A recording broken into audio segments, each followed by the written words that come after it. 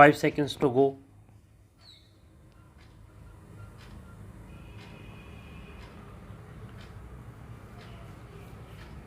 Start. The real limiting factor in industrialization is the lack of capital equipment. The difficulties are of getting the capital equipment and special experience from those countries which happen to possess it and who have a surplus of it. How far it can be obtained, it is for you to calculate and the producing countries to decide. If it is not obtained quickly, the process of industrialization may be somewhat delayed, but it will go on.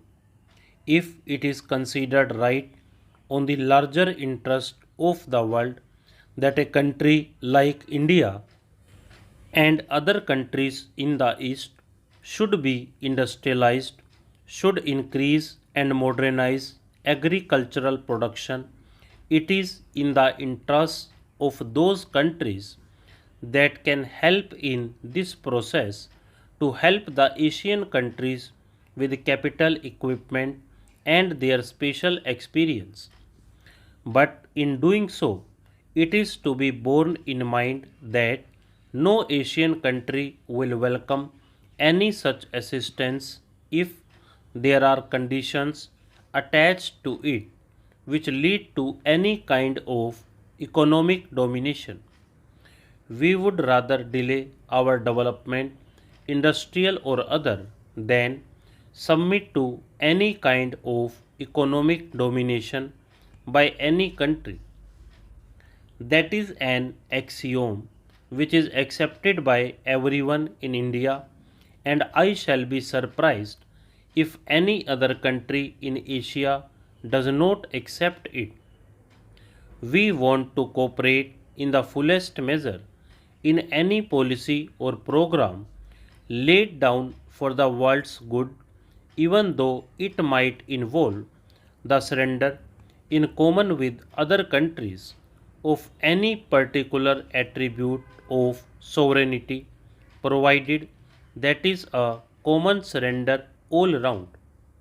But a long period of foreign domination has made the countries of Asia very sensitive about anything which might lead to some visible or invisible form of domination.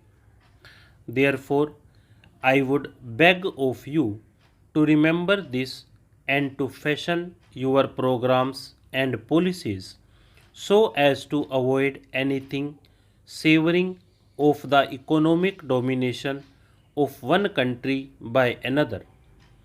Political domination, it is admitted, leads to economic domination, but an invisible or semi invisible economic domination creeps in unless you are careful. If that creeps in, it will lead immediately to ill will and not to that atmosphere of cooperation which is so essential in this matter.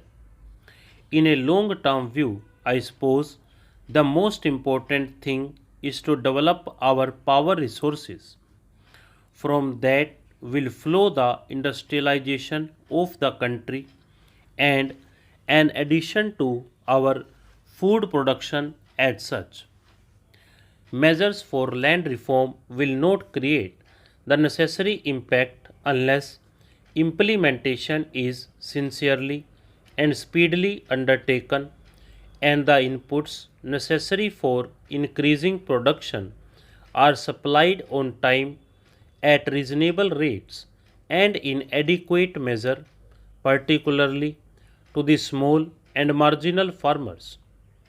This will ensure increased production and better distributive justice.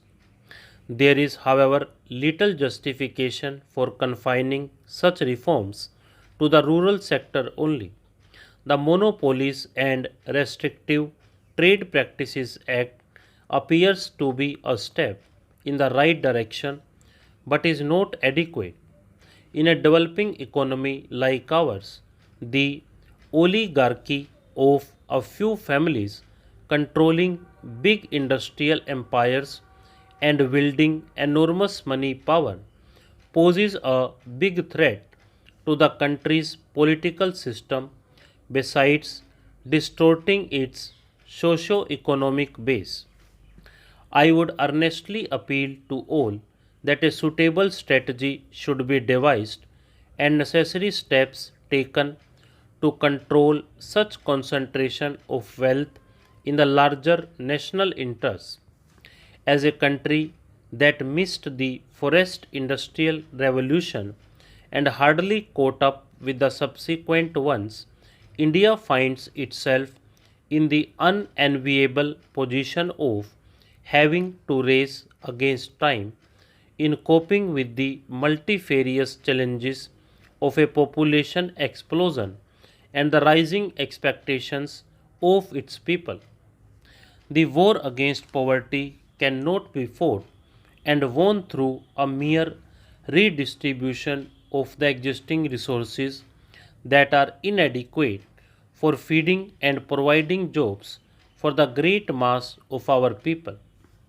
We must create more national wealth through a balanced development of agricultural and industrial sectors for marching forward to new frontiers and true equality and prosperity for all sections of our people. Our plans for socio-economic development have created hopes among our youth and they look forward to a better life. Our youth, the nation's most valuable treasure, must not feel impatient or apprehensive of the future.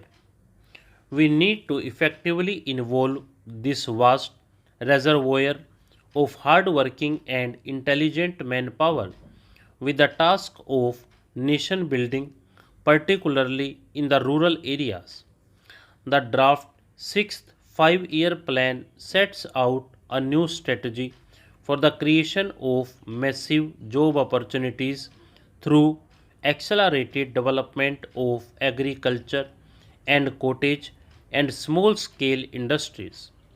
I appeal to all my fellow citizens, irrespective of their position or station in life, to participate actively in this challenging task and so assist the government in reaching the fruits of development to the people at large. A year ago, today, the country was in a relaxed mood, having achieved in an orderly and peaceful manner the restoration of civil liberties so dear to all of us. Against such a joyous backdrop, a few scattered clouds on the distant horizon did not seem to hold any particular menace now. Stop.